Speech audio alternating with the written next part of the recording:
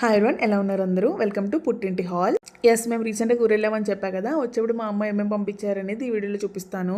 First అయితే మునగాకు. నేను ఎప్పుడు ఊరెళ్ళినా కానీ మునగాకు ఖచ్చితంగా తెచ్చుకుంటాను, ఎందుకంటే వచ్చి నెక్స్ట్ డే పప్పు చేసుకోవచ్చానని. ఇక్కడ బెంగళూరులో అయితే డబ్బులు పెట్టి కొనుక్కోవాలి, మాకు అక్కడ చెట్టు ఉంది కాబట్టి ఇంకా కంపల్సరీగా తెచ్చుకుంటాను.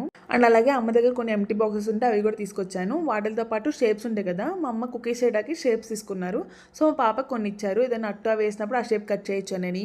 అండ్ అలాగే కొబ్బరి పొడి ప్యాకెట్ ఒకటి, ఏదైనా మనం ఫ్రైలోకి వాటిలోకి వేసుకోవచ్చు. అండ్ మా హస్బెండ్ కోసం మా అత్తయ్య వాళ్ళు పప్పు చెక్క కూడా పంపించారు.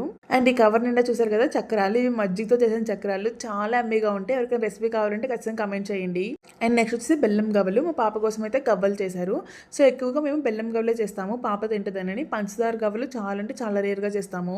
అండ్ నెక్స్ట్ వచ్చేసి కారపూస. ఈ కారపూస మా అమ్మ డబ్బాలో ప్యాక్ చేశారు, ఎందుకంటే మనం ట్రాన్స్పోర్ట్ లో విరిగిపోకుండా ఉంటాయి అని. ఈ కారపూస చేయడానికి శనగపిండి శనగపప్పుతో ఆడిచ్చి పట్టిస్తారు. సో పిల్లలకి అంత కడుపుల నొప్పి అలా రావు. అండ్ రీసెంట్గా ఒక వీడియోలో మెన్షన్ చేశాను కదా, నేను చేసిన పప్పుల పొడి మా పాప తినట్లేదని, అందుకే ఇంకా మా అమ్మతో చేయించుకొచ్చాను మా పాప కోసం.